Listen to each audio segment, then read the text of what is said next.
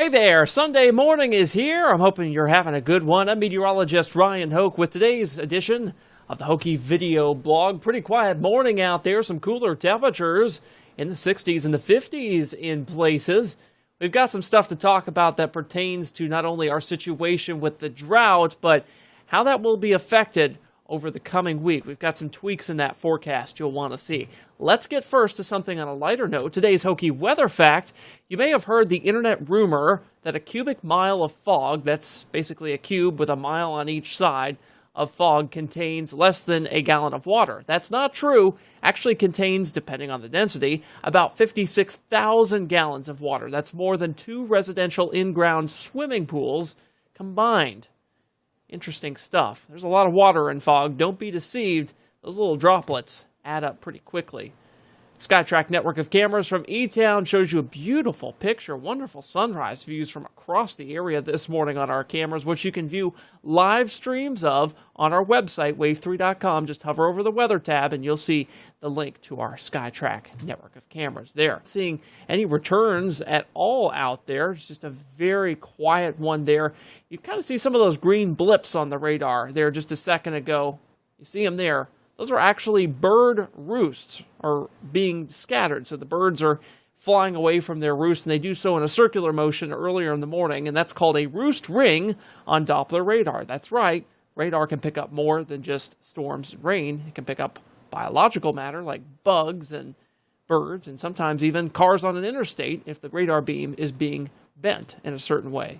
Really cool stuff. I love seeing what radar can do outside of weather. It's really neat stuff. High pressure, that's in control of our pattern as we go throughout not only today, but tomorrow as well. Very quiet weather expected. But check it out. Out in Istanbul, Turkey, they had a tornado yesterday. This happened yesterday morning. No major damage reported, thankfully. Tornadoes in this part of the world are rare, but they do happen. And when they do happen, they're generally pretty weak. You may remember a couple years ago when Venice, Italy got hit by a fairly strong tornado. That was very, very rare. In fact, the irony was that I was in Venice exactly a week before that happened. So, tornadoes were chasing me around the Mediterranean, I guess. Pretty interesting stuff. All right, let's look at temperatures around here this morning. 62 degrees in Corridor, now 59 in Paoli. Look over there in Lebanon, 57 this morning. They were down to as low as 55. If you're heading out to the Street Rod Nationals, things will be warming up as we head throughout the day. We'll be seeing temperatures getting up to around 84 degrees by 3 o'clock. No rain chances out there. It's the same story if you're heading to the Bats game. They're going to be facing off against Rochester this evening at 6:05. We'll be falling from the 80s back into the upper 70s by 10 o'clock. Plenty of sunshine. Make sure you take that sunscreen if you're sitting in the sun for the first hour or two of that baseball game.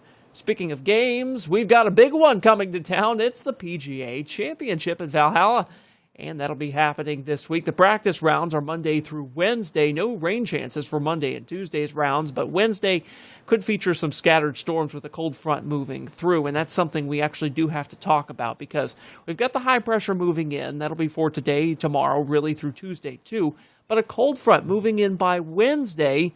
That's going to cause some of those scattered storms. Now, yesterday we were talking about how that front will set up somewhere over the metro Louisville area and give us rounds of thunderstorms thanks to these disturbances aloft moving through.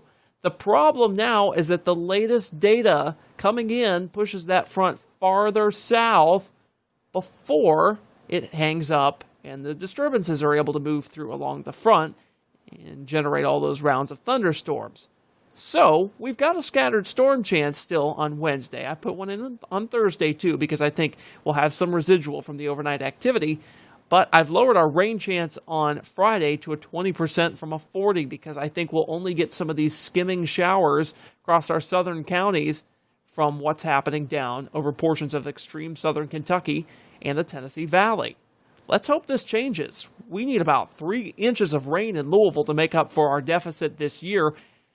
And it's not looking like we're going to be getting 3 inches of rain this week if this pattern sets up to the south of us. If it sets up over us, we could very well help things out quite a bit. And I know a lot of folks need the water out there because look at our drought monitor. This was data from this past Tuesday released on Thursday. Moderate drought conditions over parts of Grayson and Hart counties down there. Includes the Bowling Green area, too. Abnormally dry for counties surrounding that, and including here in Metro Louisville as well. If we don't get any good rain this week, we could see that moderate drought area expand. That data will be sampled on Tuesday by the University of Nebraska-Lincoln. They'll release that data on Thursday. We'll have it for you here on the blog. Brian Good and I will be in, and we'll be talking about that a little bit. And some unsettling stuff happening here with our rainfall totals this year so far. If we can get the help from this week's system, that would be greatly appreciated. Here's the high temperature trend over the next several days. You'll notice we get back up to 90 by Tuesday, but the rain chances and the front temper things a bit as we go toward the end of the week, only in the mid-80s by Thursday. So we see really 1 or 2 days of typical August weather before more of this fall preview, if you will, comes into the forecast. We just can't get this persistent ridge pattern over the southeast to set up to give us the typical summertime weather. It looks like as we head toward mid-August, there are signs that could set up somewhat, but not completely, not normally like it would. So we'll see some more August-like weather, but not an August-like pattern completely. We'll have updates for you on that as we go through time, especially because the State Fair is coming up very soon. It starts on the 14th. Wave 3 News Day at the State Fair comes up on the 16th, on that Saturday. I'll be there. Our whole crew will be there. We'll be there to say hello and talk with you. It'll be fun out there. All right, for now, I'm meteorologist Ryan Hoke. Have a great Sunday.